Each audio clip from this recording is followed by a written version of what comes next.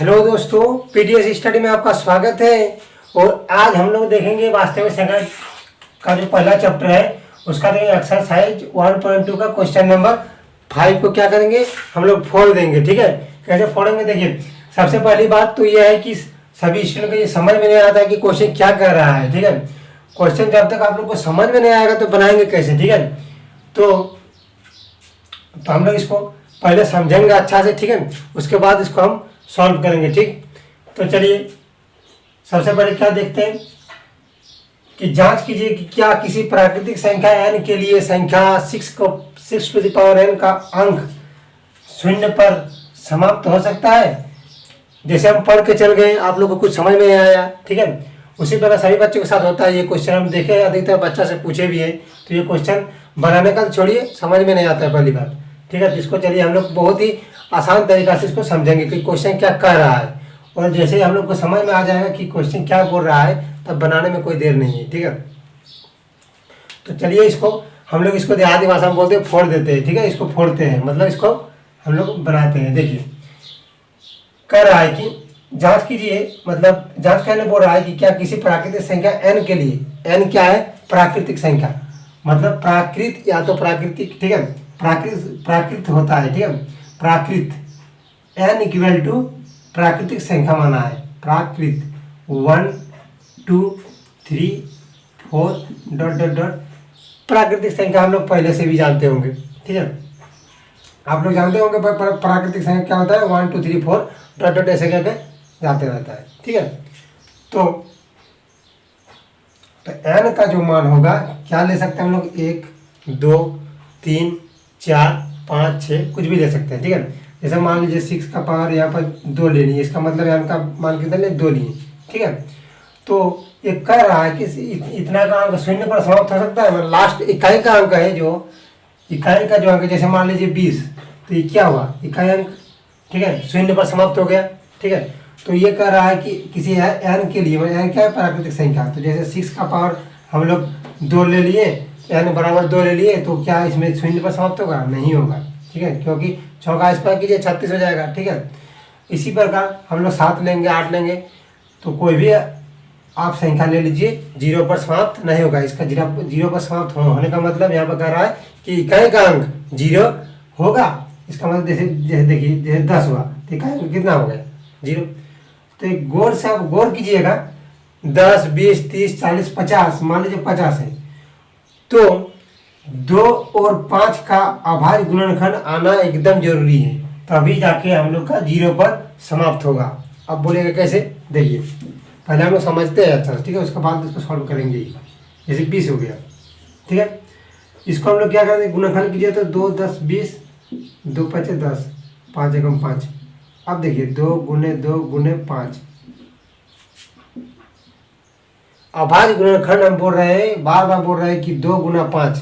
ठीक है, 2 गुना 5 एक बार, कम से कम एक बार आना जरूरी है। अगर एक बार भी नहीं आता है तो वह संख्या 0 पर समाप्त किसी हालत में नहीं होगा। ठीक है, तो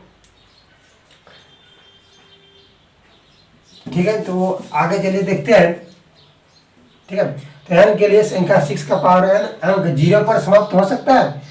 0 पर समाप्त बोल रहा है, हो सकता है कि नहीं हो सकता? ठीक है, तो कहने का मतलब इकाई अंक। ठीक है, इकाई का अंक 0 आएगा। ठीक है, तो 0 तभी आएगा जब उसका कम से कम एक बार अभाज्य गुणनखंड 2 और 5 आना चाहिए। ठीक है, अन्यथा उसका नहीं होगा। ठीक है, तो चलिए हम लोग लिखते हैं। क्या लिखेंगे? सबसे पहले आंसर में देखिए, ये आंसर हो गया। ठीक है, यदि किसी संख्या, इसको मिटा देते हैं, यदि किसी संख्या का इकाई अंक 0 पर समाप्त, 0 पर समाप्त तभी हो सकता है, तभी हो सकता है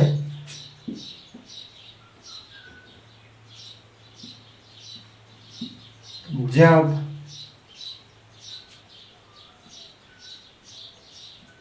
वह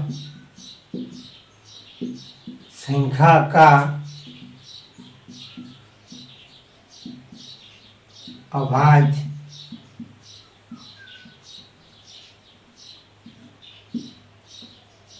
गुणनखंड जब वह संख्या का अभाज्य गुणनखंड कम से कम एक बार 2 × 5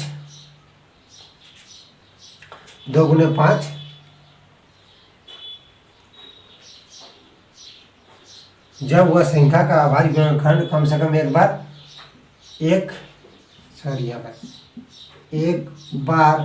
2 × 5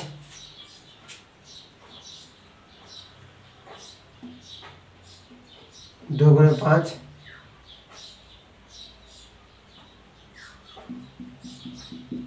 आएगा।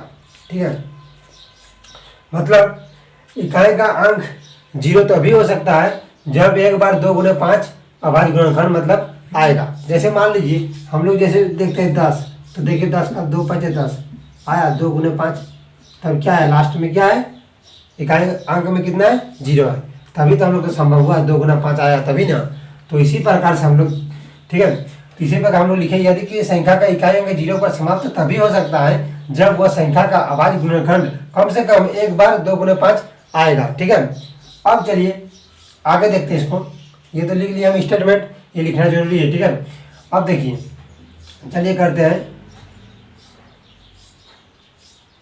हाँ देखिए 6 का जो हम लोग क्या करेंगे, अभाज्य गुणनखंड। तो चलिए 6 का अभाज्य गुणनखंड करने पर, ठीक है, तो 6 का अभाज्य गुणनखंड कीजिए तब 2 × 6 3 × 3। ठीक है, अब देखिए इसका क्या आ गया गुणनखंड, 6 = 2 × 3 × 1 आ गया। ठीक है, देखिए 5 यहाँ पर कहीं पर दिख रहा है, नहीं दिख रहा है। ठीक है, 5 नहीं दिख रहा है, तो हम लोग का जो है 6 का पावर n, इसका इकाई अंक 0 कभी नहीं हो सकता है। तो क्या लिखेंगे हम लोग, लिखेंगे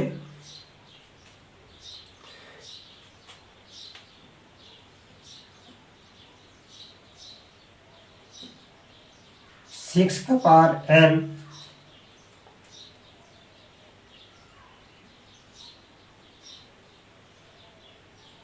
6 का पावर n जो दिया हुआ है, 6 का पावर n का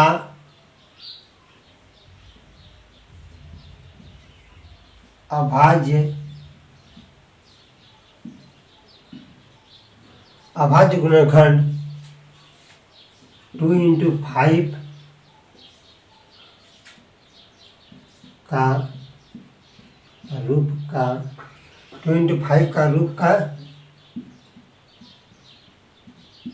नहीं है। ठीक है, 6 टू द पावर n का अभाज्य गुणनखंड 2 × 5 का रूप का नहीं है, इसीलिए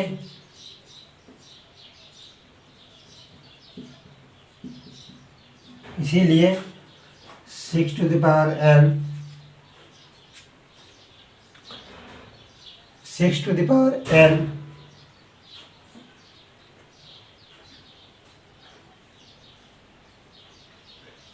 6 टू द पावर n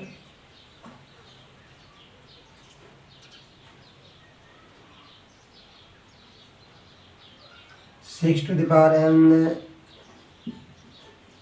संख्या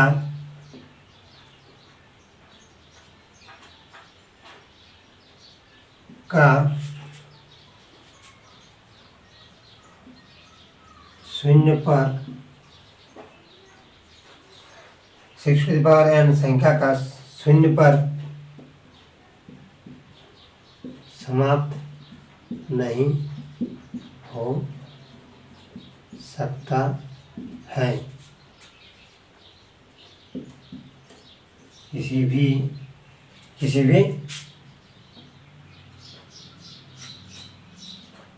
भी प्राकृत संख्या n के लिए, ठीक है। ये आपका क्या हो गया, आंसर हो गया, ठीक है। 6 टू द पावर n अभाज्य संख्या, अभाज्य गुणनखंड 6 टू द पावर का अभाज्य गुणनखंड 2 into 5 का रूप का नहीं है, इसीलिए 6 का पावर n संख्या का 0 पर समाप्त नहीं हो सकता है किसी भी प्राकृतिक संख्या n के लिए, ठीक है। तो इसी प्रकार से हम लोग का क्वेश्चन जो हुआ, क्वेश्चन नंबर 5 कंप्लीट होता है, ठीक है। फिर हम लोग नेक्स्ट वीडियो में अगला क्वेश्चन नंबर 6 को देखेंगे, ठीक है। थैंक यू दोस्तों।